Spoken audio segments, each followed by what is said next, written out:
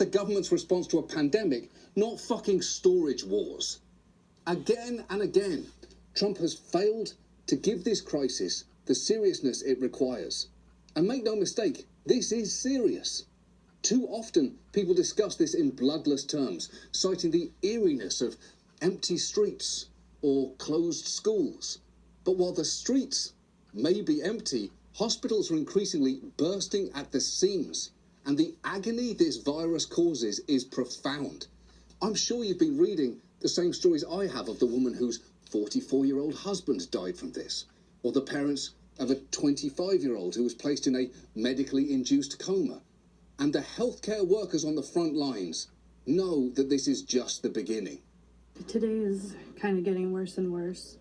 We had to get a refrigerated truck to store the bodies of patients who are dying. We are right now scrambling to try to get a few additional ventilators. I want people to know that this is bad.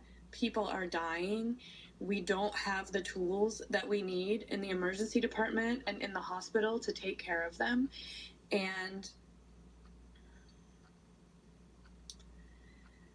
it's really hard. Yeah, and this was always going to be hard, but it actually didn't need to be this hard. And that is why it's so profoundly disheartening that we're being led through this crisis by a man who may be less equipped to deal with this historical moment than anybody in recorded history. Just watch what happened when one reporter pressed him on whether his Easter deadline was wise. Lawmakers and economists on both sides of the aisle have said that reopening the country by Easter is not a good idea. What is that plan based on? Just so you understand, are you ready? I think there are certain people that would like it not to open so quickly. I think there are certain people that would like it to do financially poorly because they think that would be very good as far as defeating me at the polls.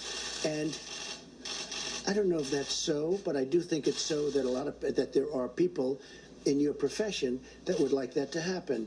Oh, for fuck's sake! No one is thinking about you. These guidelines did not revolve around you. For once, something has come along that is more toxic and more threatening than this president, and somehow he's got fucking stage envy. And look, I know this isn't exactly the first time that I've criticised Donald Trump, but I can't tell you how much I was rooting for him to do this better. Handling a crisis well is not inherently political. Take Ohio Governor Mike DeWine. He doesn't want to do it better. He wants to kill us off on basically everything. But he's doing a pretty good job so far. Also, if I'm honest, I never really liked Andrew Cuomo before this, but I will admit he's doing admirably well, and I can't wait to get to the other side of this when I can go back to being irritated by him again.